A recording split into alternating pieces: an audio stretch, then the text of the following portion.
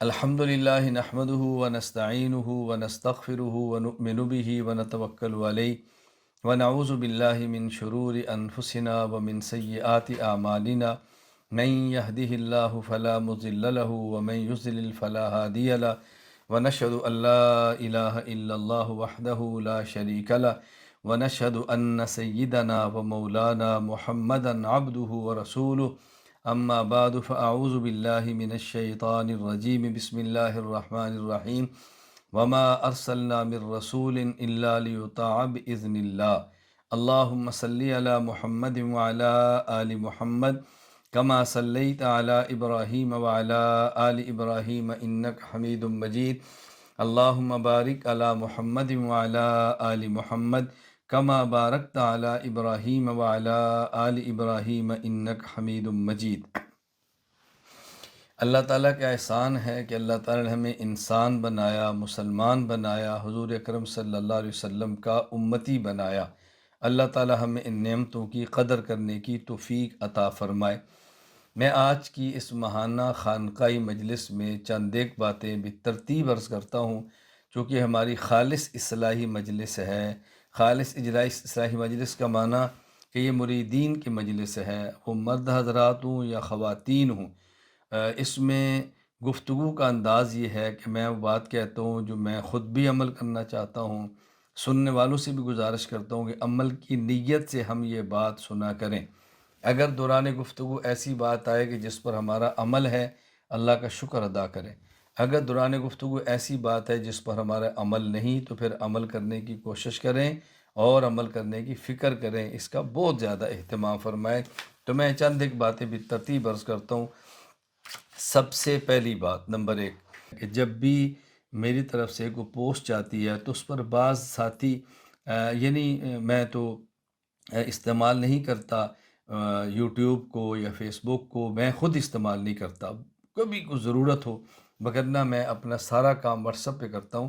میری طرف سے واٹس ایپ پہ کوئی جب پیغام جاتا ہے تو بعض ساتھی ماشاء اللہ لکھتے ہیں، پھر جزاک اللہ لکھتے ہیں، جی مزہ آ گیا لکھتے ہیں، جی بہت اچھا کیا، بہت فائدہ ہوا۔ یہ چھوٹے چھوٹے میسج اتنے زیادہ ہوتے ہیں کہ سب کو کھول کر دیکھنا میرے لیے بہت مشکل اور تکلیف کا باعث بنتا ہے۔ تو میری آپ حضرات سے گزارش ہے کہ اس قسم کے چھوٹے چھوٹے میسج نہ فرمایا کریں۔ کیوں؟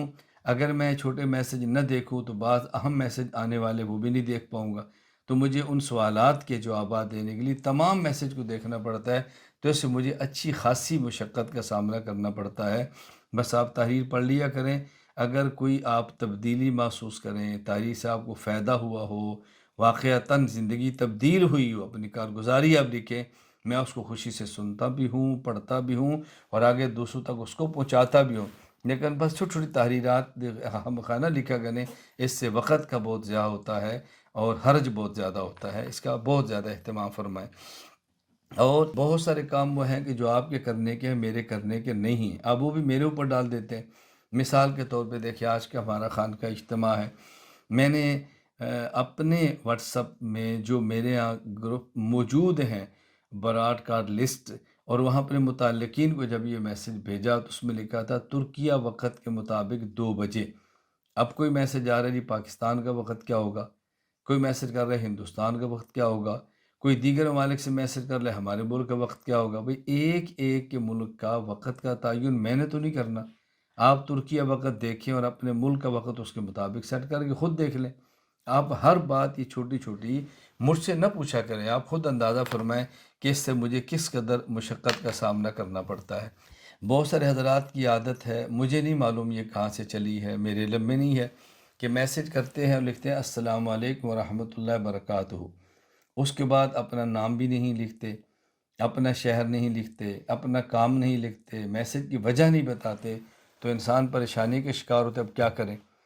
اگر یہ کر لیا جائے کہ مثال کے طور پہ میں ایک بندے کو میسج کرتا ہوں، میرا کام ہے، تو میں لکھ دوں السلام علیکم ورحمۃ اللہ وبرکاتہ، میں مکہ مکرمہ آیا ہوں، میں آپ سے ملنا چاہتا ہوں، تو میں کس وقت آپ کے پاس آؤں، یا جب آپ فارغ ہوں تو مجھے کال کر لیں، محمد الیاس گھمن، تاکہ آدمی کو پوری بات سمجھ آئے۔ اب ہوتا یہ ہے کہ لوگ السلام علیکم ورحمۃ اللہ وبرکاتہ کہہ کے چھوڑ دیتے ہیں۔ میں سویا ہوتا ہوں، کہیں بیان میں مشغول ہوتا ہوں، کہیں علمی مجلس کے اندر ہوتا ہوں، تو جواب نہیں دے پاتا۔ فارغ ہونے کے بعد جواب دیتے ہوں وعلیکم السلام ورحمۃ اللہ وبرکاتہ۔ اب سلام لکھنے والا مصروف ہوتا ہے یا سویا ہوتا ہے، وہ جواب نہیں دے پاتا، تو پھر 2 گھنٹے بعد 10 گھنٹے بعد دوسرے دن وہ لکھتا ہے کہ جی میں آپ سے ضروری بات کرنا چاہتا ہوں، پھر میں کہتا ہوں جی فرمائیں، تو پھر وہ اپنی بات لکھتا ہے، تو کبھی 2 دن کبھی 4 دن اسی طرح گزر جاتے ہیں۔ تو اگر سلام لکھ کے آدمی پوری بات لکھ دے تو میسج پڑھنے والوں کو بے حد فائدہ ہوتا ہے، اس کا آپ حضرات بہت اہتمام فرمائیں تو بہت بہتر رہے گا۔ وہ حضرات جن کا بیت کا تعلق ہے ان کو معمولات یومیہ کا پرچہ دے دیا جاتا ہے، وہ معمولات یومیہ کا پرچہ محفوظ رکھیں اور اہتمام کریں۔ اور ہمارے یہاں معمولات بہت زیادہ نہیں ہیں، معمولات بہت کم ہیں، معمولات بہت کم ہیں۔ آپ نے صبح یاسین پڑھنی ہے، مغرب کے بعد واقعہ پڑھنی ہے، عشاء کے بعد ملک پڑھنی ہے۔ اب مغرب کے بعد بھی سورہ واقعہ ملک پڑھ سکتے ہیں، عشاء کے بعد بھی واقعہ ملک پڑھ سکتے ہیں، سونے سے کل کسی وقت بھی پڑھ سکتے ہیں۔ میں یہ تھوڑی سی ترتیب بنا دے تو تاکہ پڑھنے میں آسانی رہے۔ اور یومیہ قرآن کریم کی حسب استطاعت آپ نے تلاوت کرنی ہے۔ میں کئی بار گزارش کر چکا ہوں کہ کم از کم ناظرہ قرآن کریم والے کو 1 پاؤ اور حافظ قرآن کو 1 پارہ تلاوت کرنی چاہیے۔ اور اگر کوئی مصروفیت اس سے کم بھی ہو تو قرآن کریم کو روزانہ کھول کے 1 آیت بھی پڑھ سکیں تو پڑھیں، لیکن تلاوت کا ناغہ ہرگز نہ کریں، اس کا بہت زیادہ اہتمام فرمائیں۔ اسی طرح تسبیحات میں بہت مختصر دیتا ہوں، ایک تسبیح لا الہ الا اللہ کی، ایک تسبیح استغفر اللہ کی، اور ایک تسبیح صلی اللہ علیہ وسلم درود پاک کی، بہت کم دیتا ہوں۔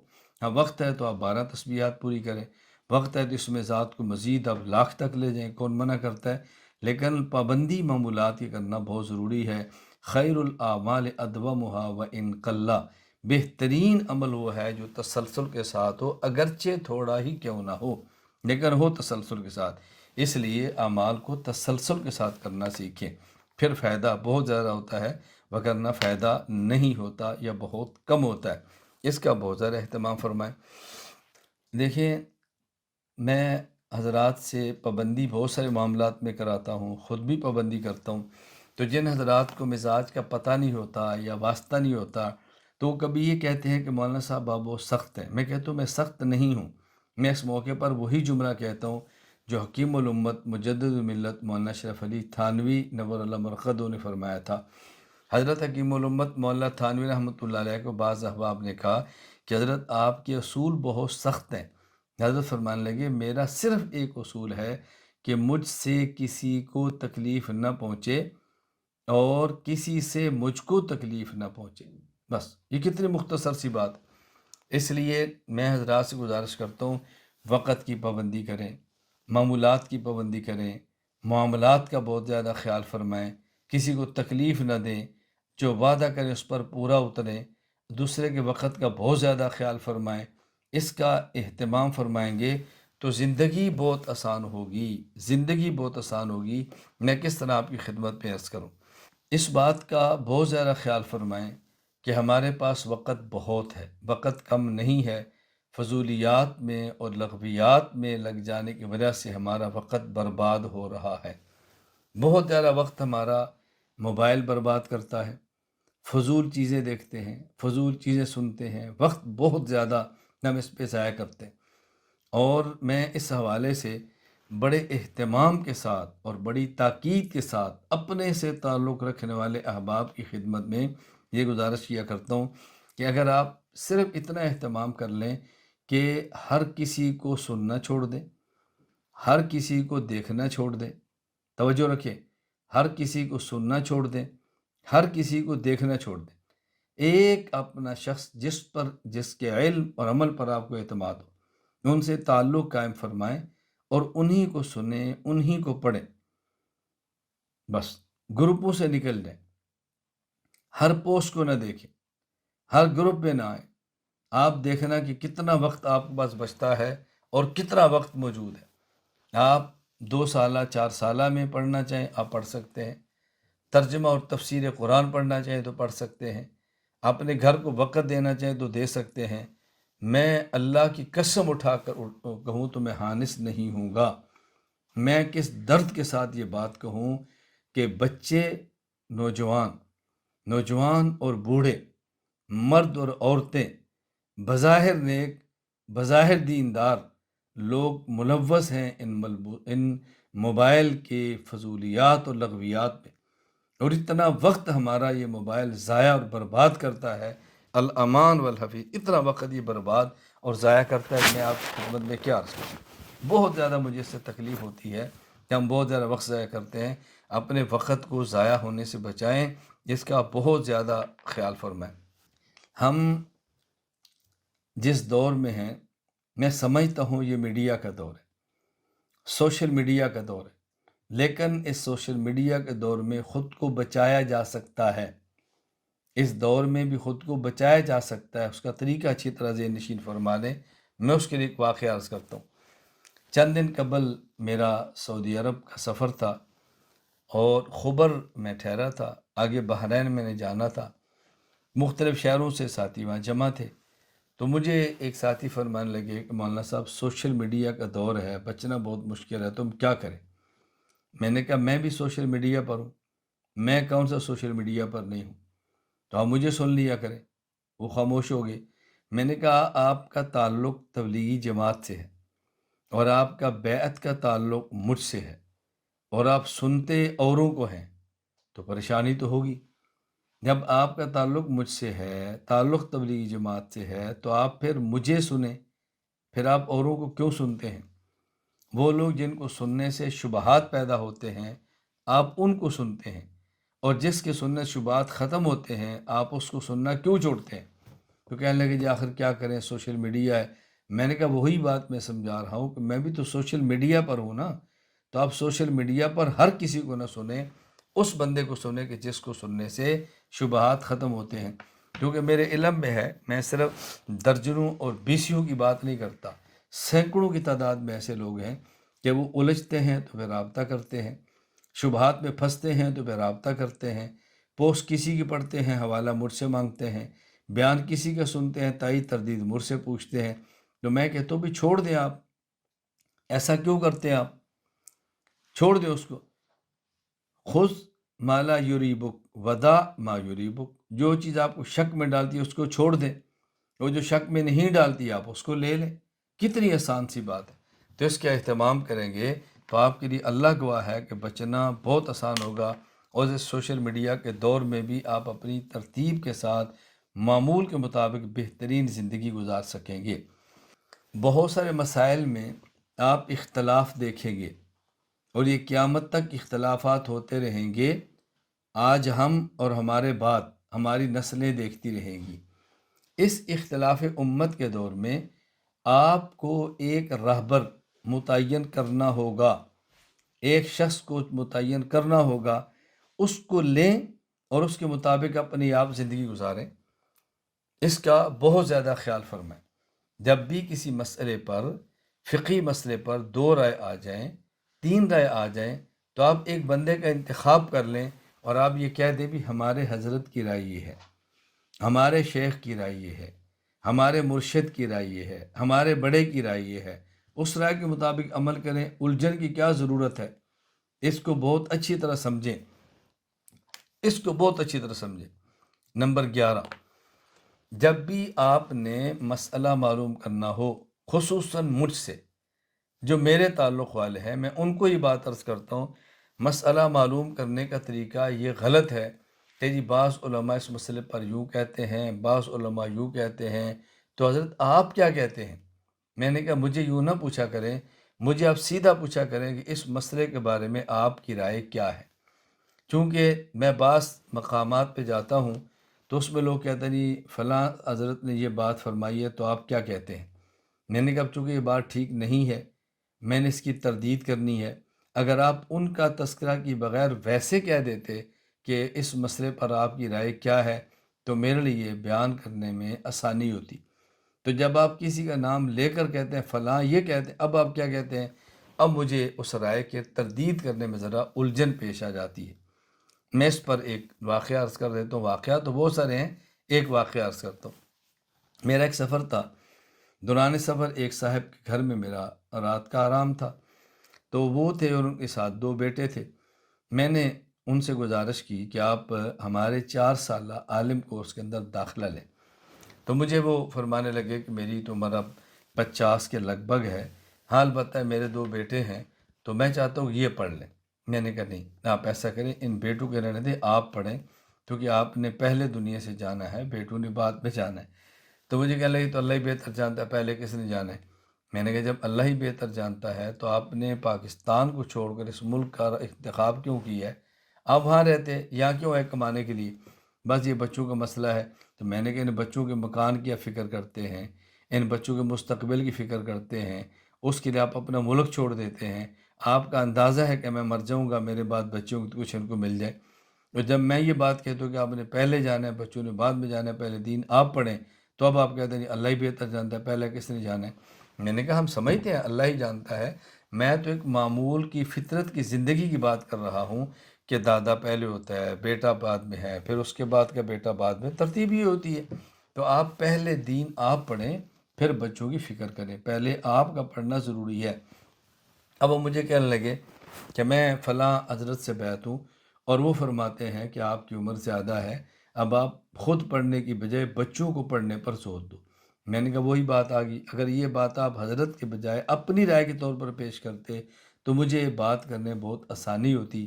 اب میں حضرت کی رائے کو اگر ٹھیک نہیں سمجھتا، میں اپنی رائے پیش کروں گا تو ممکن ہے آپ کے ذہن میں آئے کہ ہمارے حضرت کے مخالف ہے۔ میں تو حضرت کا مخالف نہیں ہوں۔ میں نے کہا میں آپ سے موٹی سی بات عرض کرتا ہوں، مجھے آپ یہ بتائیں کہ رسول اکرم صلی اللہ علیہ وسلم کے صحابہ کرام رضی اللہ عنہم اجمعین 1,24,000 کے لگ بھگ تھے۔ ان میں کتنے ایسے تھے جو بچے تھے اور کتنے ایسے تھے جو بڑے تھے؟ فرمان لگے بڑے زیادہ تھے۔ تو میں نے کہا کیا نبی پاک صلی اللہ علیہ وسلم نے ان بڑے صحابہ کرام سے فرمایا کہ تمہاری عمر زیادہ ہے، تم دین نہ پڑھو، اپنے بچوں کو مجھے دے دو، تمہاری عمر زیادہ ہوگی؟ کہا جی نہیں۔ تو میں نے کہا رسول اکرم صلی اللہ علیہ وسلم نے بڑوں کو دین پڑھایا ہے، تو میں چاہتا ہوں کہ آپ دین پڑھیں، ہاں آپ کے بعد پھر آپ کے بچے پڑھیں، پہلے آپ دین پڑھیں، یہ زیادہ ضروری ہے۔ تو میں اس لیے گزارش کر رہا ہوں کہ جب بھی کوئی مسئلہ، کوئی چیز معلوم کرنی ہو تو اس کا اہتمام کریں کہ براہ راست پوچھیں جی اس مسئلے پر آپ کیا فرماتے ہیں، اس مسئلے پر آپ کی رائے کیا ہے۔ یوں نہ کہا کریں کہ اس مسئلے پر علماء یہ کہتے ہیں اور آپ کیا کہتے ہیں۔ تو میرا مزاج یہ ہے کہ میں رائے تو دیتا ہوں، لیکن علماء سے رائے لڑ کر دینا بس مجھے طبعاً اس سے ناگواری گزرتی ہے اور مجھے اچھا نہیں لگتا۔ ہم رسول اکرم صلی اللہ علیہ وسلم کے امتی ہیں، نبی کریم صلی اللہ علیہ وسلم کی تعلیمات کو ہم نے پڑھنا ہے، آپ کی تعلیمات کو سمجھنا ہے، آپ کی تعلیمات پر عمل کرنا ہے اور آپ کی تعلیمات کو عام کرنا ہے۔ نبی کریم صلی اللہ علیہ وسلم کی سنت کا اہتمام ہم نے کرنا ہے۔ ظاہر ہے جب سنت کا اہتمام کریں گے کچھ مشکل بھی ہوگی، کچھ تکلیف بھی ہوگی، بعض موقع پر تانا زنی بھی برداشت کرنی پڑے گی، لیکن اہتمام ہم نے سنت کرنا ہے اور سنت کے اہتمام سے ہم نے کبھی بھی روگردانی نہیں کرنی۔ اپنا جینا اور مرنا شریعت بنا لو، اپنا اوڑھنا اور بچھونا شریعت بنا لو، اپنی خوشی اور غمی شریعت بنا لو، اپنا گھر اور بازار میں جانا شریعت بنا لو۔ یہی میرے پیغمبر پاک صلی اللہ علیہ وسلم کی محبوب سنت اور میرے پیغمبر کا محبوب طریقہ ہے۔ ہم نے دنیا میں اغیار سے متاثر نہیں ہونا۔ داڑھی یہ ہماری زینت ہے، پگڑی ہماری زینت ہے، سر پہ ٹوپی ہماری زینت ہے، جس کا بہت خیال کریں۔ اس سے آپ نے دائیں بائیں قطع نہیں ہونا، ذہن نشین فرما لیں۔ ہم دنیا کسی ملک میں جائیں ہم شریعت کا اہتمام کریں، دنیا کسی بازار میں جائیں ہم شریعت کا اہتمام کریں، اپنے عمل سے ثابت کریں کہ ہم رسول اکرم صلی اللہ علیہ وسلم کے عاشق ہیں، اللہ کے نبی کے متبع ہیں، ہم پیغمبر صلی اللہ علیہ وسلم کے غلام ہیں۔ مرد مردانہ لباس کے اندر آئے، خواتین زنانہ اور مستورات والے لباس کے اندر آئے۔ پردہ یہ عورت کا زیور ہے، اس زیور کو کبھی مت اتاریں، ہر حال میں پردے کا اہتمام کریں، پردے کی پابندی کریں، نگاہوں کی حفاظت کریں، مرنا اور جینا شریعت کے مطابق بتائیں۔ دنیا چند دن کی ہے، یہ گزر جائے گی، دنیا چند دن کی ہے، دنیا ہم چھوڑ دیں گے، دنیا چند روزہ ہے، اس کو ہم نے خیر آباد کہا دینا ہے، شریعت کو خیر آباد نہیں کرنا۔ اس کا بہت زیادہ خیال فرمائیں، اللہ میں بات سمجھنے کی توفیق عطا فرمائے۔ میں بطور خاص اپنے تمام مریدین سے گزارش کرتا ہوں، نمبر 1 تسبیح، نمبر 2 ٹوپی، نمبر 3 خوشبو، نمبر 4 پگڑی، اس کا اہتمام کرنا ہے۔ اس کا اہتمام کرنا ہے۔ یہ بات اچھی طرح ذہن نشین فرما لیں، ہم کہیں بھی جائیں یہ چیزیں ہمارے پاس موجود ہونی چاہیے۔ تسبیح، ٹوپی، خوشبو، ٹوپی کے ساتھ میں اضافہ کر لیا کرتا ہوں ٹوپی یا پگڑی، مسواک، ان چیزوں کا ہم نے اہتمام کرنا ہے۔ میں بار بار بار دوہرا رہا ہوں، ہمارے ہاں یہ سفر کا چیزیں حصہ ہوں، ہمارے گھر میں ہوں، اور میں یہ کہا کرتا ہوں کہ ہر وقت جو ہمارے پاس چیزیں ہونی چاہیے، تسبیح، ٹوپی یا پگڑی، خوشبو، مسواک، سفر میں ہوں مصلی، یہ ہمارے پاس ہو۔ آپ نے کسی کو بھی ہدیہ دینا ہے تو ہدیے کے اندر اہتمام فرمائے کہ ہمیں ہدیہ میں کیا دینا ہے۔ تسبیح، ٹوپی یا پگڑی، خوشبو، مسواک، ان ہدایہ کو عام کریں، ان ہدایہ کو اپنے پاس رکھیں، اس کا بہت زیادہ خیال فرمائیں۔ میں یہ بات بار بار کہہ رہا ہوں، اس کا اہتمام فرمائیں کہ میرے ہر ایک مرید کے پاس تسبیح، ٹوپی یا پگڑی، خوشبو اور مسواک ہونی چاہیے۔ یہ آگے ہدایہ دیں، ان چیزوں کو عام کریں۔ ہماری دی ہوئی مسواک کو کسی نے ایک بار بھی کر لیا، شاید ہماری نجات کے لیے کافی ہو۔ ہمارا ہدیہ تسبیح کسی نے ایک بار اللہ کہہ دیا، شاید ہماری نجات کے لیے کافی ہو۔ ہماری دی ہوئی ٹوپی اور پگڑی اس نے کسی کے سر کو ڈھانپ لیا، سنت کی اتباع ہو گئی، شاید نجات کے لیے کافی ہو جائے۔ مصلی ہدیے میں دیں، اور خواتین اس بات کا اہتمام کریں، یہ بھی خواتین کو ہدایہ دیں، تسبیح ہدیے میں دیں، مسواک ہدیے میں دیں، اور مصلی ہدیے میں دیں، چادر ہدیے میں دیں، سکاف ہدیے میں دیں۔ میرے ہاں اپنا ایک وقت تک معمول رہا کہ کوئی شخص ترکی آتا، میں کسی کے یہاں جاتا تو میں خیال کرتا کہ چونکہ ترکیہ آیا ہے یا میں ترکیہ سے جا رہا ہوں تو میں یہاں کی مٹھائی، چاکلیٹ، یہ چیزیں ہدیے میں دوں، لیکن مجھے احساس ہوا یہ چیزیں بہت معمولی ہیں۔ مجھے آنے والے مہمان کو اگر ہدیے میں دینا ہے تو میں اس کا اہتمام کروں، میں ٹوپی دوں، میں تسبیح دوں، میں مسواک دوں، میں خوشبو دوں، میں مصلی دوں، اور گھر والوں کو میں نے کہا خواتین آئیں تو ان کو سکارف دیں، چادر دیں، مصلی دیں۔ ہم ان چیزوں کو عام کریں جس کی بے حد ضرورت ہے۔ اللہ تعالیٰ ہمیں بات سمجھنے کی توفیق عطا فرمائے۔ میں بڑی تاکید کے ساتھ یہ آخری بات کہنے لگا ہوں، بہت اچھی طرح اس کو سمجھیں۔ بیعت کا مقصد اپنی اصلاح ہے، بیعت کا مقصد اپنی اصلاح ہے۔ ایک بیان سنیں اور پلے باندھ لیں، بیان سنیں اور اپنے دماغ میں بٹھا لیں، اور ہر بیان میں اپنے عمل کے لیے راہ متعین کر لیں۔ آپ دیکھیں اصلاح کیسی ہوتی ہے۔ آج ہم بیٹھے ہیں، ہم صدق کے دل سے توبہ کریں، اللہ ہمارے پچھلے گناہوں کو معاف کر دے، آئندہ گناہ نہ کرنے کا فیصلہ کریں۔ خدا نہ کرے اگر کبھی گناہ ہو جائے تو رو کے گڑ گڑا کے اللہ سے معافی مانگیں، روئیں، گڑ گڑائیں اور خدا سے معافی مانگیں۔ بیعت کا فائدہ تب ہوگا۔ اپنی اصلاح کی فکر کریں، اپنے آپ کو بدلنے کی کوشش کریں، اپنی نگرانی کریں، اپنے اعمال کا محاسبہ کریں، خود کو دینی مزاج کے مطابق ڈھالنے کی کوشش کریں۔ اللہ تعالیٰ مجھے بھی توفیق عطا فرمائے، اللہ تعالیٰ آپ کو بھی توفیق عطا فرمائے، اللہ تعالیٰ مجھ سے بھی راضی ہو جائے، اللہ تعالیٰ آپ سے بھی راضی ہو جائے، اللہ تعالیٰ ہم سب کو دین کی مقبول خدمت کرنے کی توفیق عطا فرمائے۔